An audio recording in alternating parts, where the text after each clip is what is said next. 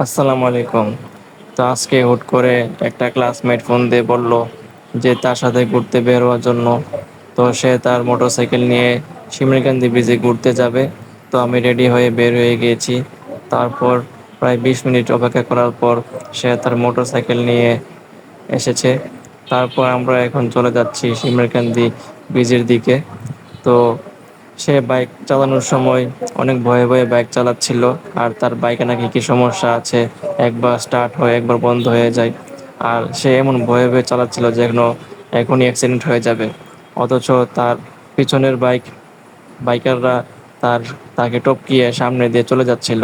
আর সে ভয়ে ভয়ে চালাচ্ছিল যে অ্যাক্সিডেন্ট হবে, মানুষ সামনে দিয়ে এসে পড়লে বড় দুর্ঘটনা ঘটবে।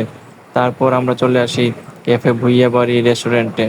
তো এখানে কিছুক্ষণ দাঁড়িয়ে থাকার পর জায়গাটা ঘুরে ফিরে দেখার পর আমরা চা খাই। চা খাওয়ার পর সে আবার বলে যে তার ভাল লাগতেছে না। তারপর আমরা আবার চলে আসি শিমুলকান্দি দ্বিতীয় ব্রিজে। তো দ্বিতীয় ব্রিজে প্রচুর বাতাস ছিল, বাতাসটা অনেক ভাল লাগছিল।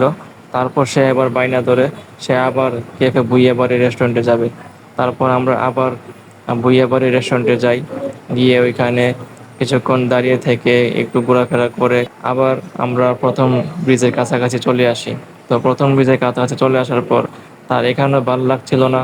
তারপর সে আবার চলে যায় দ্বিতীয় ব্রিজ পার হয়ে ভুইয়াবাড়ি বা রেস্টুরেন্ট পার হয়ে বটতলি যে রেস্টুরেন্ট আছে ওইখানে। তো বটতলি রেস্টুরেন্টে আসার পর আমরা এখানে হালকা নাস্তা করি, চা খাই।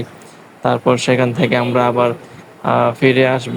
এমন সময় সে একটা কাণ্ড ঘটিয়ে ফেলে।